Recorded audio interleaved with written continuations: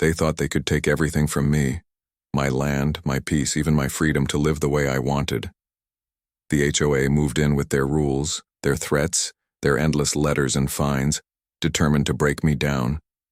But they underestimated one thing: I wasn't the kind of person to quietly surrender. Because when you push someone far enough, they either break or they fight back in ways you'd never imagine. And what I did next left the entire neighborhood shocked. The HOA, scrambling, and everyone else wondering, how could things go this far? At first, life in the neighborhood felt almost perfect. The streets were lined with neatly trimmed trees, kids rode their bikes freely, and every house looked like it belonged on the cover of a magazine. For most families, this was the dream they had worked years to achieve. Among them was a homeowner who believed he had finally found peace. After years of saving, planning, and sacrificing, this place was supposed to be the reward. A quiet home where he could focus on family, build memories, and enjoy the fruits of his hard work. The house wasn't just a property. It was a promise, a piece of stability in a world that so often felt unstable. But in communities like this, perfection comes with a price. Behind the manicured lawns and glossy welcome signs stood something less visible but far more powerful: a board of neighbors, who believed they had the right to control nearly every detail of how people lived. They called it maintaining standards. To residents, it was supposed to ensure harmony. To him, it would become a nightmare. At first, it was little things: notes left on his door, quiet reminders about community guidelines, a letter suggesting his fence color didn't quite match the approved palette, a neighbor's comment about how his driveway looked different. They seemed harmless, almost laughable. But with each message, the tone grew sharper, the expectations stricter, and the sense of intrusion heavier. What began as small inconveniences soon spiraled into something that would change his life, his home, and even the way the entire neighborhood looked at him. Because the HOA had decided he wasn't just another homeowner, he was a problem. At first, he tried to play along. He repainted the fence, mowed the lawn twice a week, even kept his trash cans tucked neatly behind the garage. But the letters didn't stop. They only multiplied. One morning, he found a bright yellow notice taped to his front door: a fine. The reason? Trash can visibility. He had left them out 10 minutes past pickup. 10 minutes. The fine was $50. It didn't stop there. Another week, another letter. This time, the HOA claimed his driveway had a stain from where his son's old car had leaked oil. They demanded he resurface it or face escalating fines. The irony was, half the neighborhood had stains, but somehow only his was a violation. At first, he laughed it off. They can't be serious, he told himself. But the fines kept stacking up, each one sharper, each one threatening further action. Soon, the letters arrived almost weekly. $100 for unapproved landscaping, $200 for excessive weeds, though his lawn was immaculate, $500 for unapproved structure because of a shed he'd built in his backyard. The shed wasn't new. It had been there since before he even moved in. That's when the realization hit him. This wasn't about rules. This was personal. The board had marked him as a target, and they weren't going to stop until they broke him. Neighbors began to whisper. Some avoided him altogether, afraid that siding with him would put them in the HOA's crosshairs. Others quietly admitted they had gotten similar letters but chose to comply rather than fight. The HOA thrived on silence, on residents being too afraid to challenge them. But he wasn't like the others. He refused to bow, and that's when the HOA turned up the heat. They sent inspectors to his home. Not once, not twice, but repeatedly. Strangers walked through his yard with clipboards, jotting notes about his bushes, his shutters, even the placement of his garden hose. One afternoon, he came home to find a violation notice because the hose was improperly stored. Another time because his grass measured slightly above regulation height. Each letter came with a fine. Each fine came with a threat: pay now or face legal action. It was harassment, plain and simple. But the worst part wasn't the money. It was the constant feeling of being watched. Every time he stepped outside, he felt eyes on him. A neighbor, on the corner peeking through curtains. An HOA board member slowly driving by, pretending to check their phone. The sense of invasion was suffocating. Weeks turned into months, and the pressure only grew. One morning, he opened his mailbox to find a notice unlike the others. It wasn't a fine, it was a lien. The HOA had moved to place a legal claim on his home. If he didn't pay the growing mountain of fees, they could take his house. Think about that. A group of neighbors, elected to maintain community standards, now had the power to strip him of the very home he had worked his whole life for. The frustration boiled into anger. He tried reasoning with the board, but his emails went unanswered. He attended their meetings only to be silenced, cut off, or told his time was up. When he asked for proof of violations, they shrugged. When he demanded transparency, they laughed. The message was clear. They weren't playing fair, and they weren't going to stop. But then came the breaking point. Late one evening, he returned home to find a notice nailed, yes, nailed, to his front door. It declared his property non-compliant and warned that further infractions could result in foreclosure proceedings. The board had taken their harassment to a level that felt less like governance and more like a vendetta. That night he barely slept. His mind raced, his anger simmered, and his resolve hardened. If the HOA wanted a war, then a war is what they would get. Because no matter how powerful they seemed, no matter how many fines they stacked, no matter how many threats they sent, they had underestimated him. And soon, they would find out just how dangerous it was to push someone too far. The day of reckoning didn't arrive with a bang. It crept in like a storm building on the horizon. For months, the HOA had played its game of harassment, fines, and threats, tightening the noose around his life. But what they didn't realize was that every notice, every humiliation, every sleepless night had been fueling something they could no longer control, his resolve. And now, it was time to strike back. It began with silence. He stopped answering their letters. He stopped showing up to their meetings. To the board, it looked like surrender. They smiled smugly in their circle of folding chairs, convinced they had finally broken him. But behind the scenes, he was planning something far more devastating than compliance. He had gathered every piece of paper they'd ever sent him, every fine, every false violation, every threat. He had photographed his property from every angle, documented every repair, every receipt, every ridiculous claim they made. And then he went one step further. He began digging into the board's own behavior. What he uncovered was worse than anything he imagined. Board members using HOA funds for private parties. Landscaping contracts awarded to a relative of the president at double the fair cost. Fines collected without proper accounting. Rules enforced selectively, always against those who dared question them, while friends of the board lived untouched. The hypocrisy was staggering, and it was all carefully organized in a thick binder, complete with timestamps, signatures, and undeniable proof. But he didn't stop there. He knew that simply having the truth wasn't enough. To take them down, he needed an audience. So when the HOA called yet another meeting, the one where they planned to vote on moving forward with foreclosure, he showed up, calm, collected, silent. They didn't know what was coming. The room was packed, more residents than usual.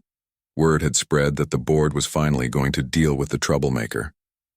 Neighbors leaned in, eager to see the spectacle. The board president, smug as ever, shuffled papers and cleared his throat. This meeting will now address the ongoing violations of one resident. But before he could finish, the homeowner stood, slowly, deliberately, and without asking permission, he walked to the front of the room. In his hands was the binder, thick, heavy, dangerous. "I think everyone here deserves to hear the full story," he said. Gasps, murmurs. The board bristled. "You're out of order," the president snapped. But he didn't stop. He flipped, opened the binder, and began to read. Violation by violation, fine by fine, each one proven false with photos, receipts, and dates. He read aloud their threats, their harassment, their abuse of power. And then, like a blade sliding between ribs, he revealed the corruption, the misuse of funds, the conflicts of interest, the favoritism. The room shifted. Neighbors who once avoided him leaned forward, eyes widened, heads turned toward the board, faces pale under the fluorescent lights. The president tried to shout him down, but his voice cracked. "These are baseless accusations." "Then why?" the homeowner interrupted, slamming a receipt onto the table. "Did the HOA pay your brother-in-law's company twice the going rate for lawn services? Why are there no records of where thousands of dollars in collected fines actually went? Why did you waive violations for your own friends while threatening foreclosure against me for a garden hose?" Silence. Heavy. Unbearable. The power in the room shifted like a tide turning. The board, once untouchable, sat cornered, exposed under the weight of truth. Residents who had been silent for months began to murmur louder, voices filled with anger and betrayal. And then came the moment that no one would forget. A neighbor stood, an elderly man who had lived there longer than anyone. His voice shook as he pointed at the board. "I got the same letters. I paid the fines because I was scared. We all did. You've been stealing from us." One by one, more neighbors spoke up. Stories poured out of petty harassment, selective enforcement, money that disappeared without explanation. The room erupted not against the homeowner, but against the very people who had ruled with fear. The board scrambled, trying to regain control, but it was too late. The truth was out. The illusion of authority was shattered. In that moment, the homeowner didn't just win his fight. He dismantled their entire empire of intimidation, but he wasn't done. He leaned forward, his voice steady, controlled, but charged with the weight of months of pain and anger.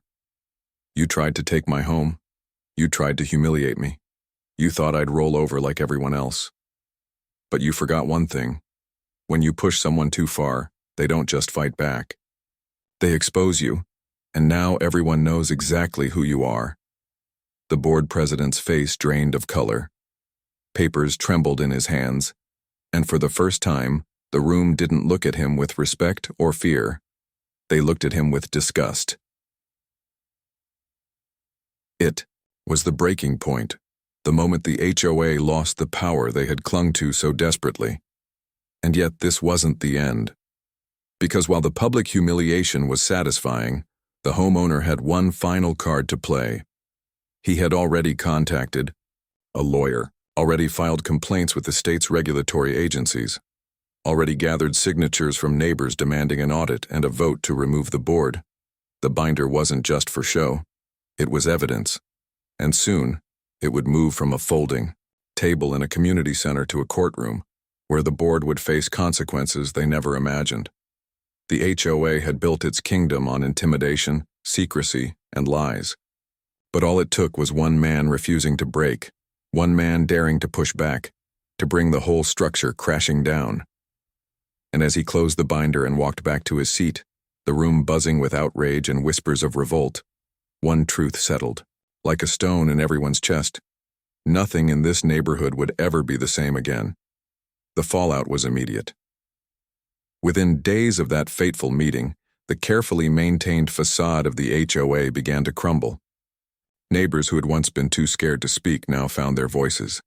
Conversations that had stayed hidden behind closed doors spilled into the streets. People compared fines, shared letters, and discovered a shocking pattern. The harassment wasn't isolated. It had been systematic. The board tried desperately to regain control. They sent out statements calling the accusations misunderstandings. They claimed the homeowner had misrepresented their practices. But it was too late. Once the residents saw the cracks in the wall, they couldn't unsee them.